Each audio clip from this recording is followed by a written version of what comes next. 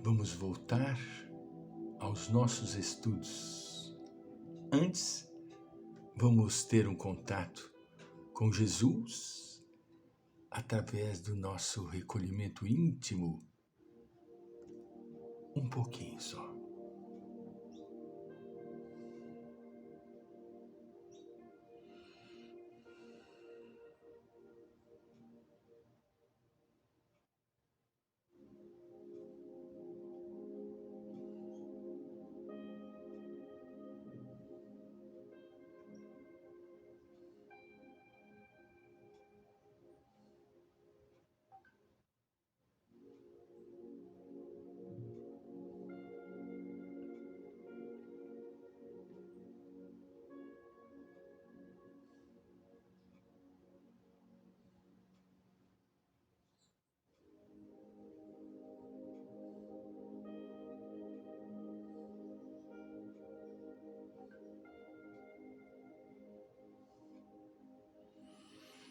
Muito bem. Prestemos atenção agora na maravilhosa colocação de Joana, explicando-nos e esclarecendo-nos a respeito de um aspecto da nossa mente. Todos os conteúdos psíquicos que não podem ser aprendidos, olha que coisa maravilhosa, e catalogados pela consciência lúcida, compõem o subconsciente.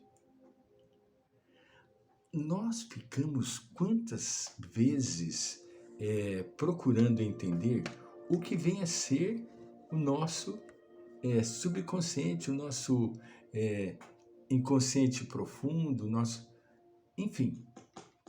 Olha a colocação de Joana. Todos os conteúdos psíquicos. Conteúdos são todos os elementos que a nossa mente registra. É um conteúdo. Esse conteúdo pode ser saudável ou pode ser desfavorável.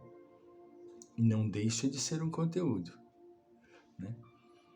Todos os conteúdos psíquicos que não podem ser apreendidos e catalogados pela consciência lúcida compõem o subconsciente. Então, o que é o nosso subconsciente?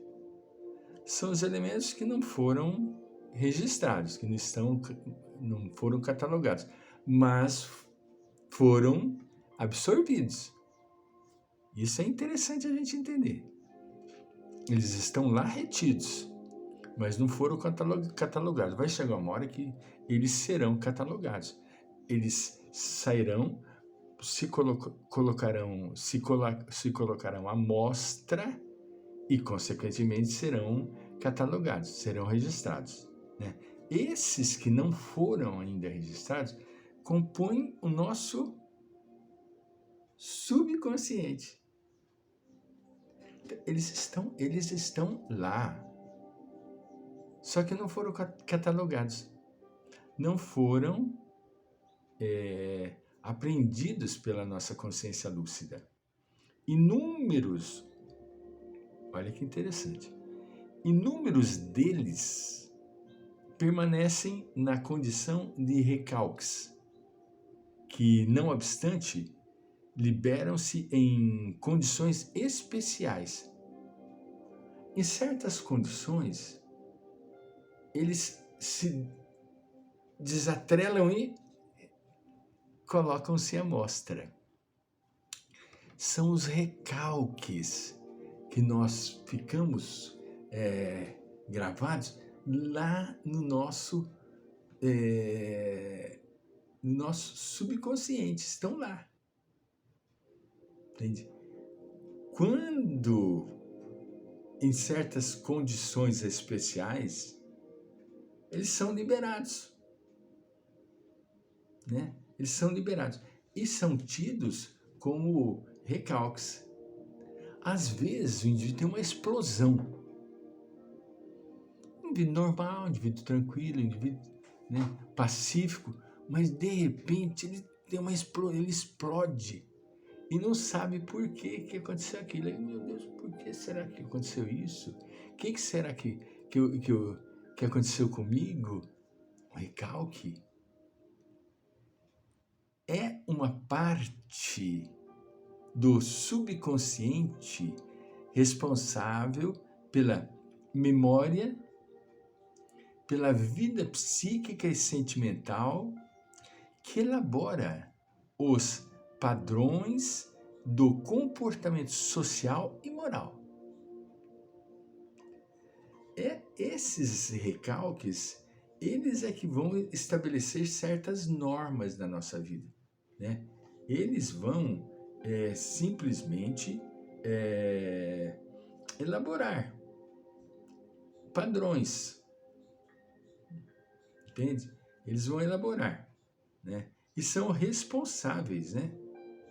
Eles são responsáveis pela vida psíquica e sentimental, que elabora os padrões do comportamento social e moral. Eles sim que determinam. Normalmente, aflora, olha que interessante, normalmente aflora nos estados oníricos, cuja ação é preponderante, e nos transtornos neuróticos que resultam das suas fixações perturbadoras.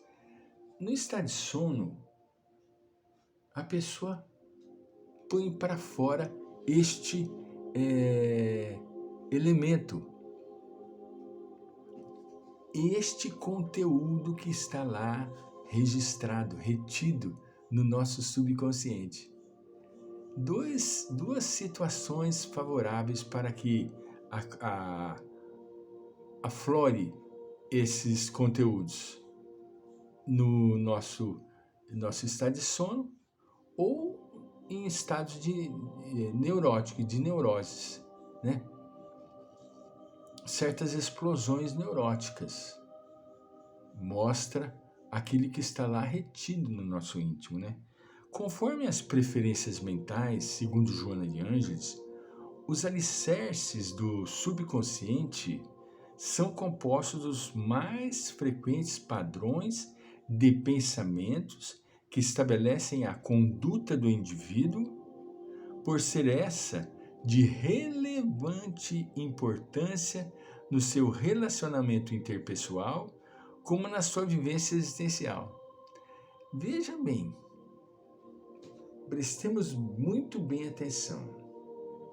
Tem um ditado muito vulgar, vou citar, mas tem muito a ver. Gambá cheira gambá. Porque ali, nesta situação, conforme as preferências mentais, os alicerces do subconsciente são compostos dos mais frequentes padrões de pensamento. Veja bem, podem observar que, com todo respeito, os alcoólatras, os irmãos nossos em situação de risco alcoólico, eles gostam de frequentar o quê?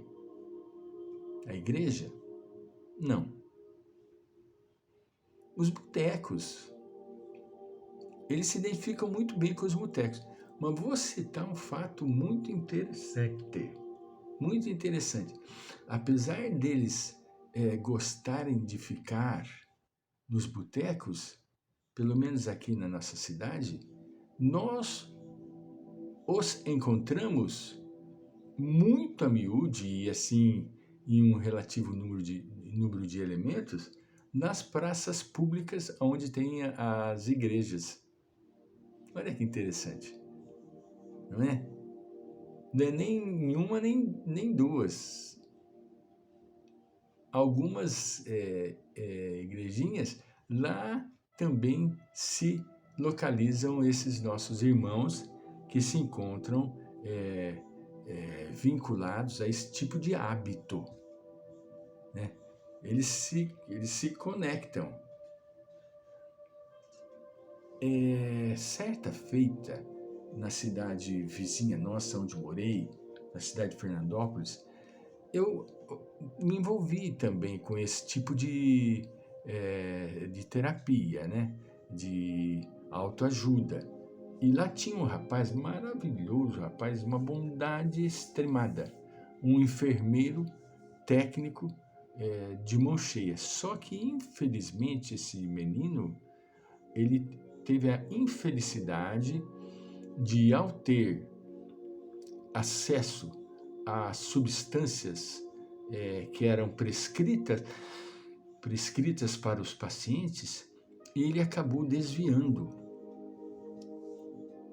algumas vezes e foi despedido. Nessa dele ser despedido, ele entrou em processo de abstinência e ele foi levado à loucura. Certa feita eu estava na casa dele conversando, né? Tentando aconselhá-lo, entende? Eu ouvi um assobio diferenciado e esse rapaz, por sua vez, ficou como se fosse um leão querendo sair de casa.